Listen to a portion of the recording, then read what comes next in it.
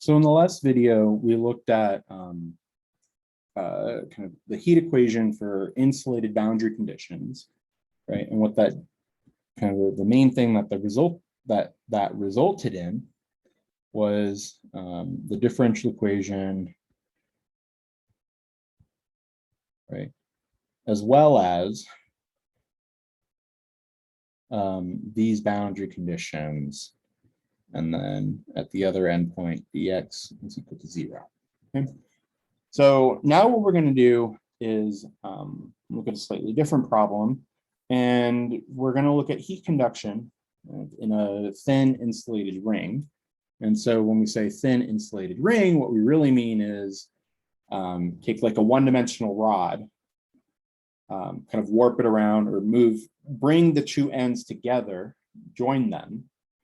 And so then you're asking, right, how does heat conduct in this essentially one-dimensional circle? Okay, so our main question now is how does heat flow in a thin insulated ring? To make our analysis a little easier, what we're going to do is instead of saying, right, the length of this ring is, so the coordinates are from 0 to L. What we're going to do is we're going to say, well, x equals 0 is this point right here. So just as we're drawing it. If you walk along counterclockwise, you're going to get to x equals L. If you're going to walk along clockwise, you're going to get to x equals negative L.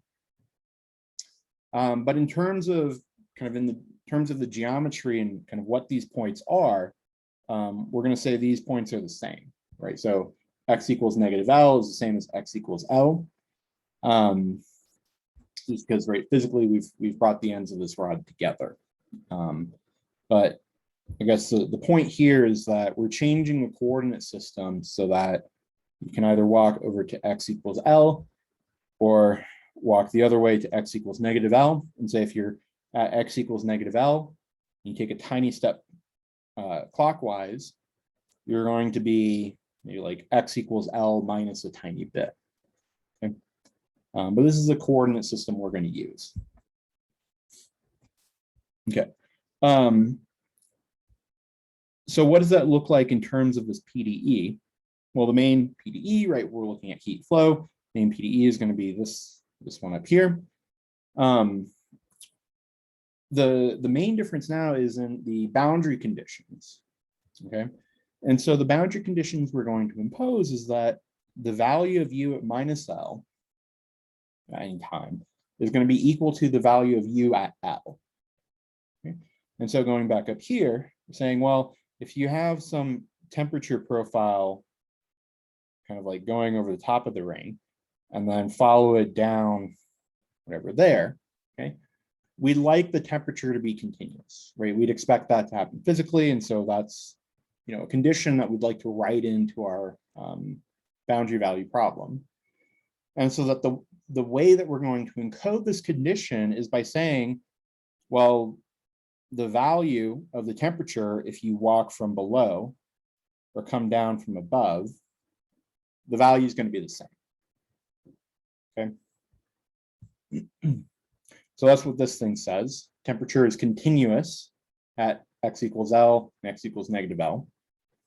And then the boundary condition we're going to impose is that we'd also like our temperature to be differentiable at that boundary point, x equals L and x equals negative L.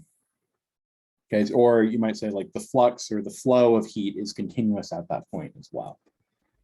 You can think back to one of the other homework problems where we looked at thermal connectivity, right?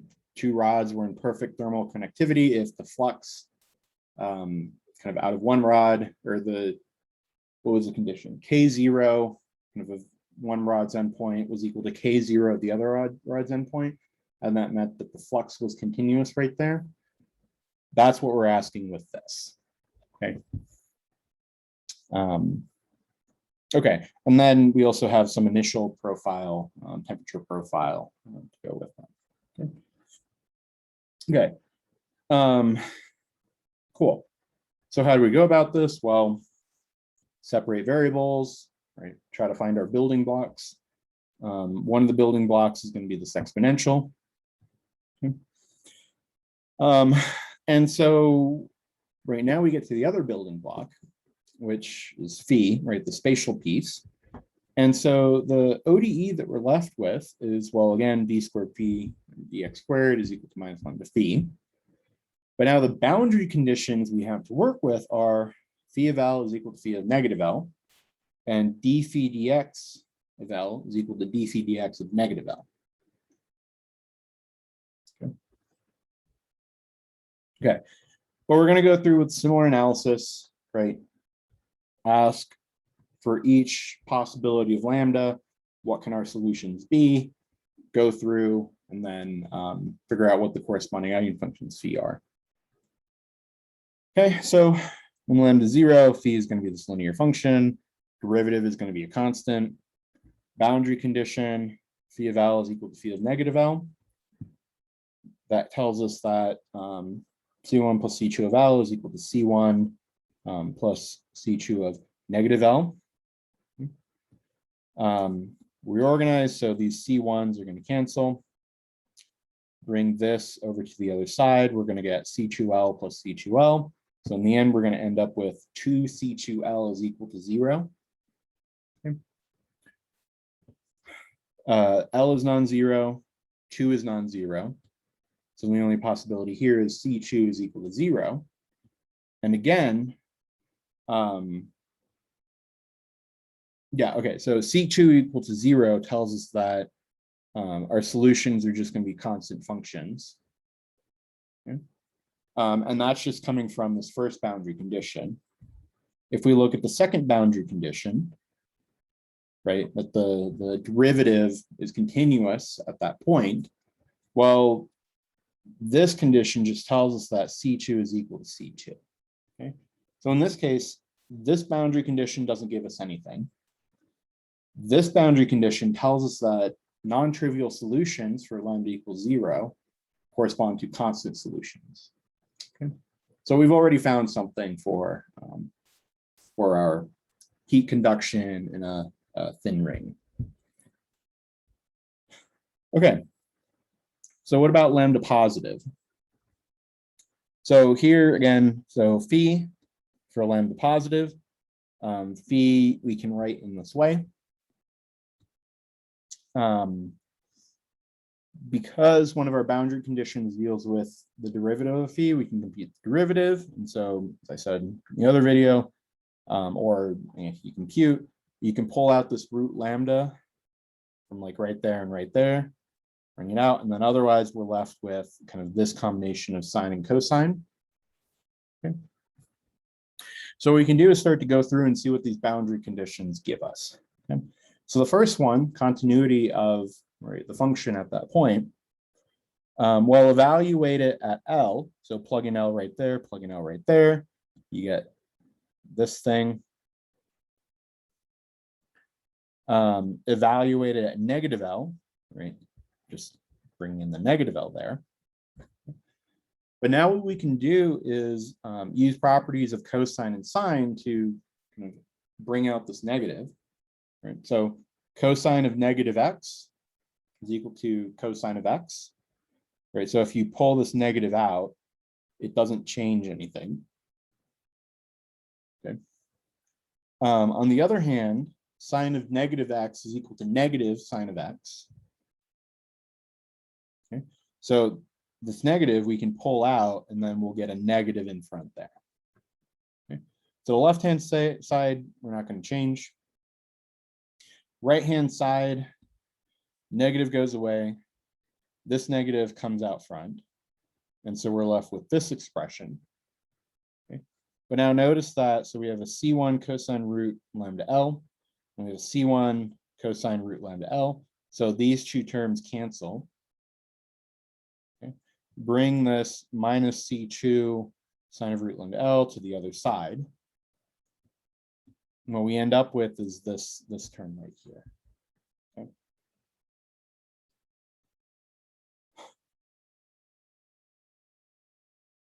Okay, so before we kind of go in and analyze, So we can't necessarily say that C2 is equal to 0. It could be, and we could just not have a sign term here. But kind of the possibilities that we have now are, well, maybe C2 is equal to 0, or a sine of all of this is equal to 0. So before we kind of go in, try to figure out what's happening there, let's look at the other boundary condition. So d phi of L is equal to d phi dx of negative L. So again, so plug in what we have. This is the expression for d phi, except now we've substituted in L. On the other side, this is the expression for d phi, substituting in negative L. And so what's going to happen is, so here, this negative, we're going to pull out.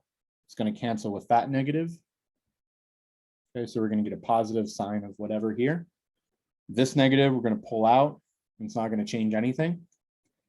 And so then we're going to have the C2 cosine, C2 cosine there. And so if we write that down here, so what I've done is I've canceled these root lambdas because we're assuming that lambda is positive. Okay, so these root lambdas we're getting rid of. And then, yeah, so as I said, so this C2 cosine root lambda L is the same exact term as over here. So these two kind of cancel each other out, right? Or subtract, it's going to get rid of it both sides. Bring this term maybe over to that side. And what we end up with is this expression right here. Okay, so the first boundary condition told us that 2 times C2 times sine of root lambda L is equal to 0. The second boundary condition says that 2 times C1 of sine of root lambda L is equal to 0. Okay.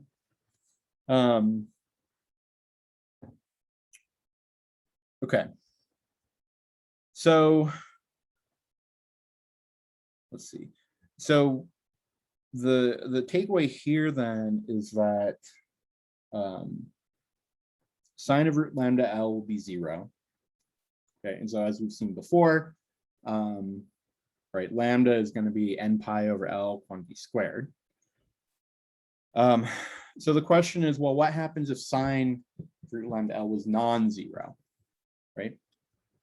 Okay, so if we go back up here, suppose this term right here was non-zero.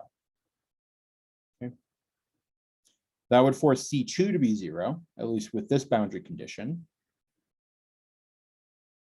Down here, though, we also have sine of root lambda L is non-zero, which again then forces C1 to be 0. Okay, so if sine of root lambda L is non-zero, then right, we're left with the trivial solution, and that's what we want to ignore, right? Or we don't want to have in our kind of bag of building blocks. Okay, so all that's left then is to say, well, this thing right here cannot be 0. Therefore, this thing has to be 0. And we recover these eigenvalues. Yeah, so let's put this right in.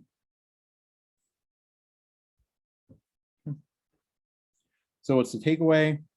Right, so in our analysis, we weren't able to say anything about what these constants C1 and C2 were. We were only able to say what kind of lambda was. Okay, so the takeaway then is it's possible that C1 and C2 are non-zero. Right, that can happen for heat conduction in a ring. Okay. So then, right, so our kind of building blocks phi are going to be a linear combination of cosine and sine, right? That's no issue. Okay. Let's see. So what wasn't written here, so the analysis done here was only for lambda equals 0 and lambda greater than 0.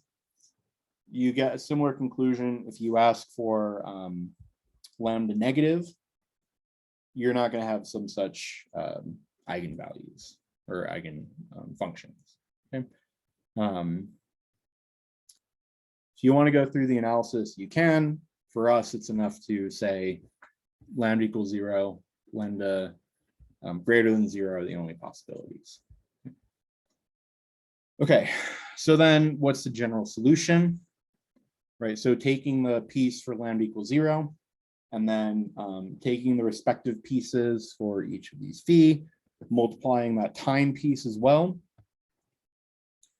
Our general solution is going to be composed of these cosine terms.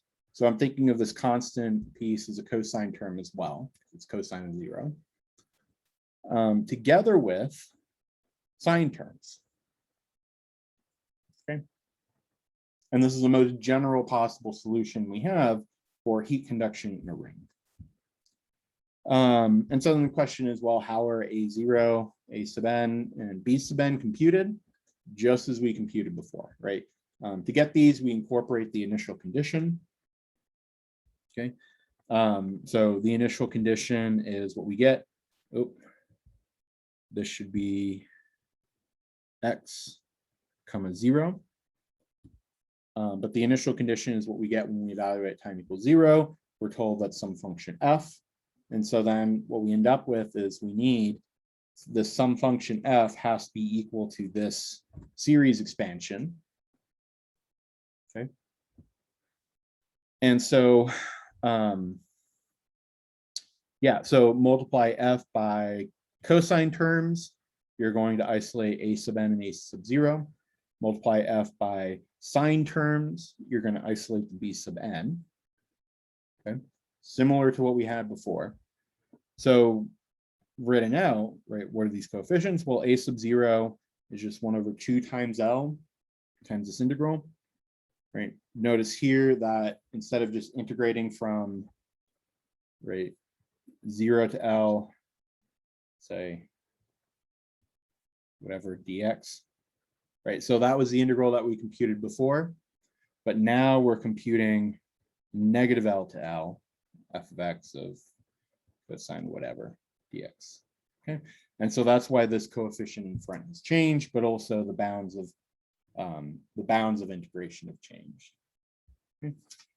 But that's a sub 0, a sub n is going to be a similar thing, right? Keeping in mind that this constant in front has changed because the bounds of integration have changed.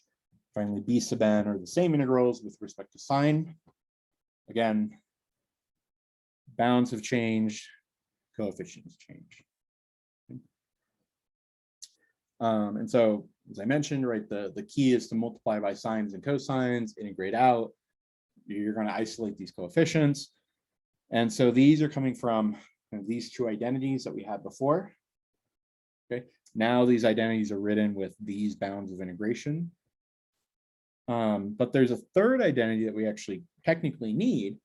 And that's, well, what happens if you integrate sine times cosine for arbitrary integers n and m? Well, in this case, you're going to get 0. Okay. And yeah, so the takeaway of all of this is that heat conduction in a ring, right, for these boundary conditions, phi of L is equal to phi of, so I can write it. So phi of L was equal to phi of minus L, and d phi dx of L was d phi dx of minus L, right? For these boundary conditions, what we get is that our solution is composed of both cosine and sine terms. Okay, but all the steps to get here, all the analysis was the exact same as what we had done before, right? Split it up into lambda equals 0, lambda greater than 0, figure out the kinds of solutions that we have to work with, piece together, right, phi times g, sum them up, and then match them with your initial condition. Okay, that's how we solve heat equation with prescribed boundary and initial conditions.